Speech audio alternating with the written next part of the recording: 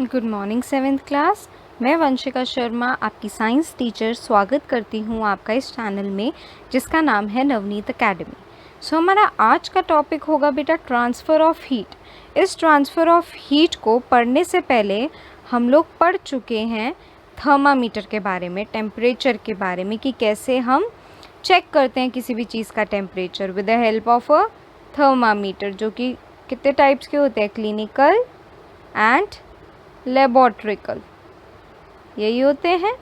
अब ये जो दो थर्मामीटर्स हैं इनके क्या क्या प्रिकॉशंस है यूज़ करने के और किस किस के लिए यूज़ होते हैं ये हम ऑलरेडी पढ़ चुके हैं। अब नेक्स्ट टॉपिक है हमारा ट्रांसफ़र ऑफ हीट, कि कैसे हीट ट्रांसफ़र होती है किसी भी सब्सटेंस में। You might have observed that a frying pan become hot when you kept it on flame. जब गैस जलाते हो और उस फ्राइंग पैन को उस गैस के ऊपर रखते हो तो वो गर्म हो जाता है। कैसे गर्म होता है ये? It is because the heat passes from the flame to the utensil. Utensil is बर्तन बेसिकली, यानी उस बर्तन में हीट तब पास होती है जब उस फ्लेम की हीट, यानी उस आग की जो हीट होती है वो उस फ्राइंग पैन में, उस यूटेंसिल में जाती है।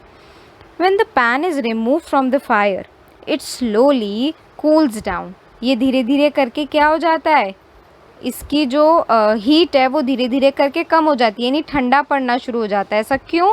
क्योंकि धीरे धीरे करके उसकी हीट जो है, यानी उसका टेम्परेचर जो है वो लेस हो जाता है, कम हो जाता है। Why does it cool down? The heat is transferred from the pan to the surrounding. यानी ये जो हीट होती है वो कहाँ चली जाती है, सारी एटमॉस्फेयर में, सराउंडिंग में चली जाती है, एब्जॉर्ब कर लेती है एयर उसको। So you can understand that in both cases the heat flows from the hotter object to the colder object. देखिए बच्चा जी, अब क्या होता है कि जब आपने, ये पैन है, जब आपने इस पैन को फ्लेम पर रखा था तो ये पैन क्या था, कोल्ड था, और ये फ्लेम क्या थी, हॉट थी या नहीं? यस। अब ये पैन जो है वो क्या हो गया, हॉट हो गया जब ये फ्लेम पर थोड़ी देर पड़ा रहा। तो यानी दैट मीन्स व्हाट, कि हॉट से कोल्ड की तरफ ट्रैवल करता है टेम्परेचर, है ना, हॉट से कोल्ड की तरफ जाता है। और सेकंड केस हमने क्या पढ़ा कि जब ये फ्लेम पर था पैन और इसको मैंने बाहर उतार दिया, फ्लेम से उतार दिया, तो क्या हुआ, ये पहले क्या था, हॉट था, और अभी क्या हो गया, कोल्ड। दोनों ही केसेस में ट्रांसफ़र ऑफ हीट हो रहा है हॉट टू कोल्ड। ठीक है, okay. Now in fact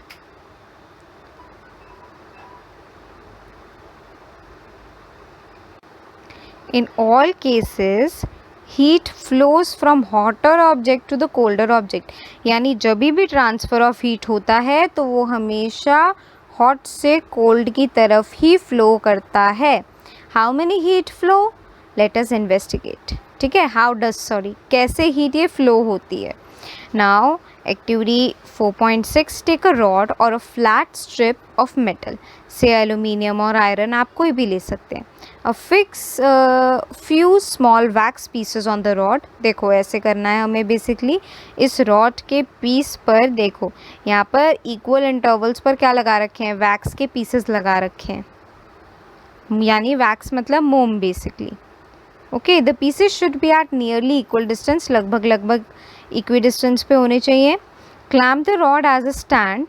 If you do not find a stand, you can put one end of rod in between the bricks. जैसे इन्होंने किया हुआ है कि यहाँ पे ब्रिक्स के बीच में रख लिया है क्या, स्टैंड को, सॉरी रॉड को, और एक स्टैंड टाइप सा बना। इन सॉलिड जनरली द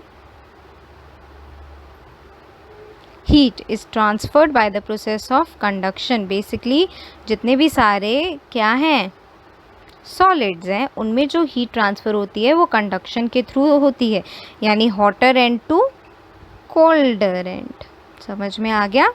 जैसे देखो ये पिक्चर में दे रखा है, conduction of heat by different material.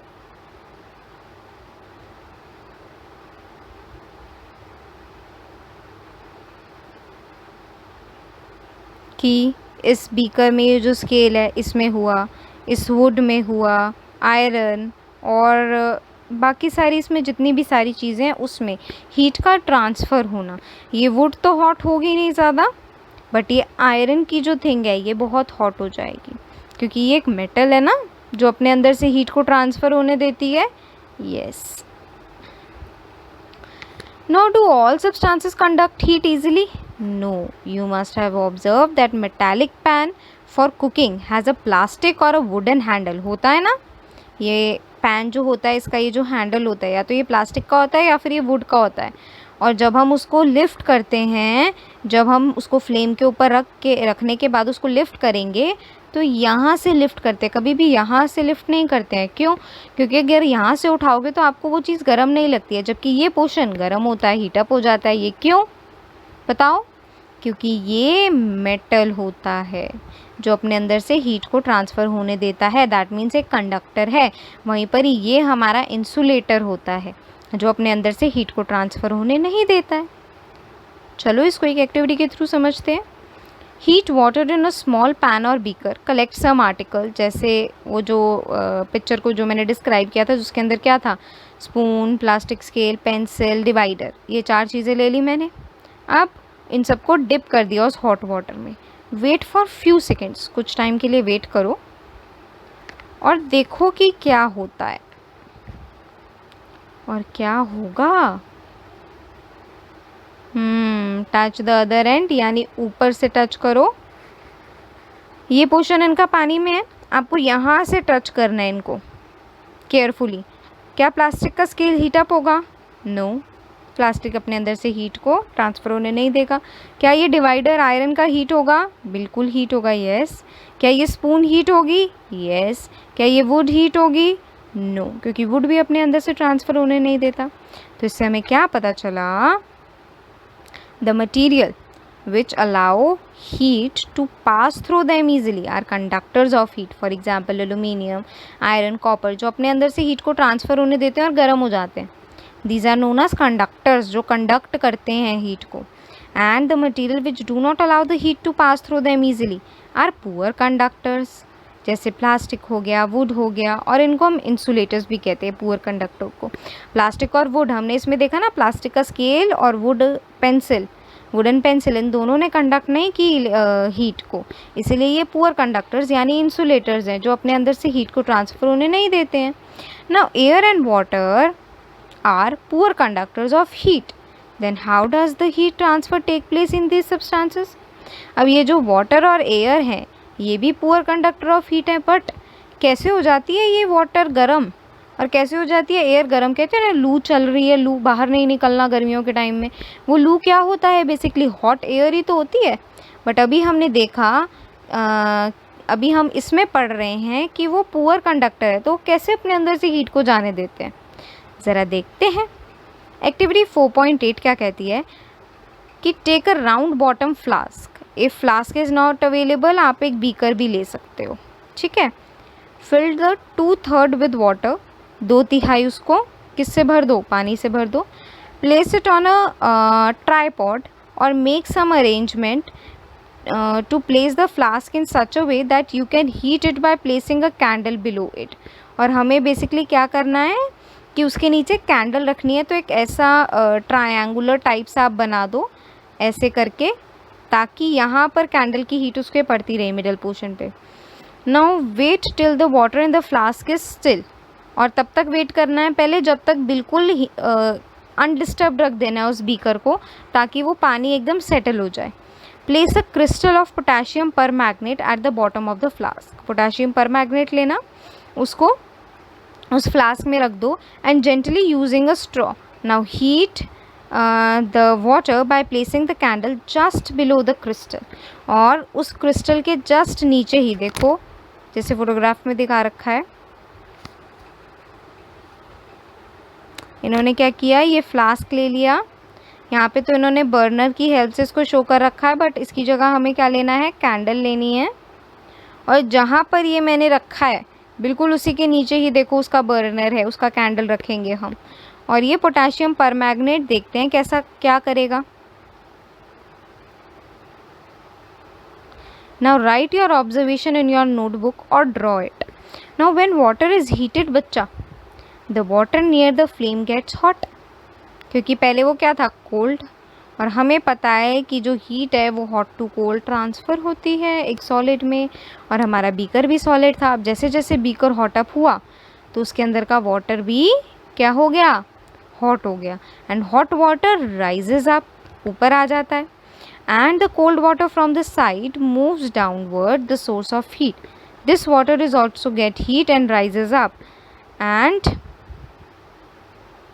water from the side moves down. This process is continued till the whole water gets heated, and this mode of heat of transfer is known as convection.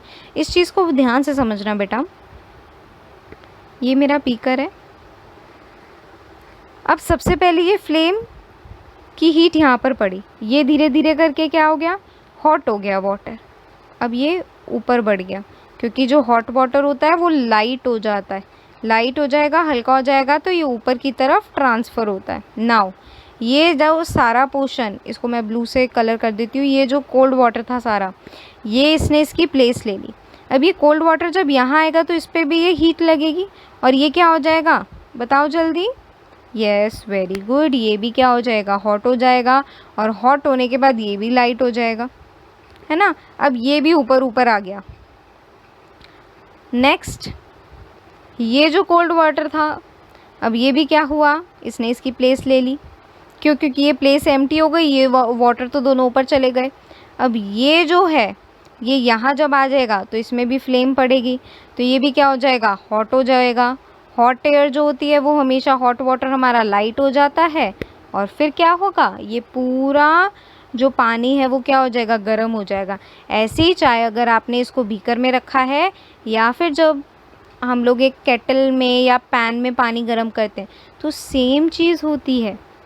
यानी पूरा पानी गर्म कैसे हो जाता है, जबकि flame तो सिर्फ यहीं चल रही होती है. तो अगर मैं इसको ऊपर तक फिल करती हूँ तो ये ऊपर तक पानी गर्म कैसे हो गया, इस कन्वेक्शन के थ्रू. इस प्रोसेस को हम कन्वेक्शन बोलते हैं, कि भाई यहाँ से हॉट हुआ, ऊपर चला गया, ये पोर्शन आया नीचे, ये हॉट हुआ, अगेन ये पूरा ऊपर चला गया. फिर ऐसे ऐसे करके ये पूरा प्रोसेस कंटिन्यूएशन में होता है, और इस प्रोसेस को हम क्या बोलते हैं, convection. Now how does the heat travel in air. अब हमने देख ली कंडक्शन जो होता है वो सॉलिड में होता है, कन्वेक्शन जो होता है वो वाटर में होता है. अब जो एयर है उसमें कैसे हीट ट्रांसफ़र होगी, in which direction does the smoke go. कभी आपने देखा है जब धुआं हो जाता है तो वो किस डायरेक्शन में धुआं जाता है, the air near the heat source get hot and rises. यानी अगर मैं कहती हूँ मैंने यहाँ पे आग जलाई हुई है, ठीक है, अब जो इसके आसपास की क्या होगी, एयर होगी, वो धीरे धीरे करके गर्म हो जाएगी, क्योंकि सराउंडिंग ही तो गर्म होती है ना. The air from the sides come in to take place. In this way the air gets heated. This follows the activity confirm the idea. अब इसके आगे हम एक्टिविटी भी करते हैं, पहले इसको एक छोटे से डायग्राम से समझ लेते हैं. देखो बेटा, यहाँ पे मैंने आग जलाई है, ठीक है, ये उसकी हीट है. अब इसके आसपास की ये जो एयर है, वेट अ सेकेंड, दोबारा बना देते हैं इसको.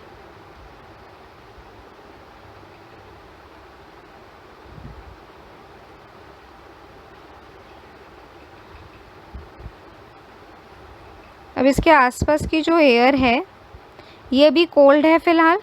जैसे इसमें हीट गई, ये कैसे ट्रांसफ़र करेगी, हॉट टू कोल्ड ट्रांसफ़र करेगी. और ये वाली जो एयर है ये भी अब कैसी हो जाएगी, हॉट हो जाएगी. अब जैसे ये हॉट हो जाएगी तो ये लाइटर हो जाएगी, ऊपर चली जाएगी, और जो कोल्डर एयर होगी वो क्या हो जाती है, हैवी होती है वो, और हैवी होने की वजह से वो नीचे आ जाएगी. फिर सेम प्रोसेस होगा यहाँ पर, ये जितनी भी सारी एयर है कोल्ड, अब इस कोल्ड एयर को मैं रिप्रेजेंट करती हूँ इस पिंक कलर से. अब ये कोल्ड एयर ने ये जगह ले ली. अब जैसे ये भी हॉट हो जाएगी, यानी ये भी रेड हो जाएगी, तो ये भी क्या बन जाएगी, लाइट बन जाएगी, लाइट बन जाएगी तो ये ऊपर चली जाएगी। सेम कोल्ड जो है एयर हैवी होती है इसलिए वो इसकी जगह ले लेगी और ये प्रोसेस कंटिन्यूएशन में चलता रहेगा। ठीक है, अब ज़रा एक्टिविटी पढ़ते हैं। तो इस जो रॉड है इसको क्या कर लिया, ऐसे स्टैंड के हिसाब से लगा दिया, यानी ब्रिक्स के बीच में दोनों को ऐसे लगा दिया और यहाँ पर कैंडल रख दी। अब क्या देखना है हमें, what happen to the wax pieces, क्या होगा इन वैक्स पीसेस के साथ, और सबसे पहले कौन सा वैक्स पीस गिरेगा। ठीक है, और गिरेंगे भी या नहीं गिरेंगे। जब आप इसको हीट करोगे बेटा जी तो आप देखोगे ये कैंडल की हीट सबसे पहले इस पॉइंट को हीट अप करेगी, धीरे धीरे धीरे धीरे धीरे करके यहाँ पर आएगी। जैसे ही वो यहाँ पर आएगी फर्स्ट पीस गिर जाएगा, धीरे धीरे धीरे धीरे करके आगे बढ़ेगी, सेकंड पीस गिर जाएगा, धीरे धीरे करके आगे third piece will be fall, fourth and then fifth. तो धीरे धीरे करके इसका क्या होगा, हीट ट्रांसफ़र होगी। और हीट कैसे ट्रांसफ़र होगी, ये हीट जो हॉट है, ये कैंडल की फ्लेम ये हॉट से इस कोल्ड में जाएगी, यानी इस किस में जाएगी, इस रॉड में जाएगी जो कि पहले कोल्ड थी कि नहीं, हाँ कोल्ड थी बिल्कुल। और फिर ये हॉट हो जाएगा पोर्शन, ये पोर्शन कैसा है, ये वाला और ये वाला भी कोल्ड पोर्शन है ये, तो ये हॉट हीट इस कोल्ड पोर्शन पे आएगी। जब ये हॉट हो जाएगा ये कोल्ड ही रहेगा अभी, तो ये हॉट से इस कोल्ड पर गई। अगेन ऐसे ऐसे ऐसे ये प्रोसेस कंटिन्यू होता रहेगा और ये पूरी रॉड जो है वो हीट अप हो जाएगी। सो ये जो है the process by which heat is transferred from the hotter end to the colder end of an object is known as conduction। यानी बेसिकली हीट का ट्रांसफ़र होना कहाँ से, hot to cold, hotter end to colder end is known as conduction. Conduction अगर मैं local language में बोलूँ तो होता है हीट का ट्रांसफ़र होना, यानी कोई भी ठंडा ऑब्जेक्ट का गर्म होना। ठीक है।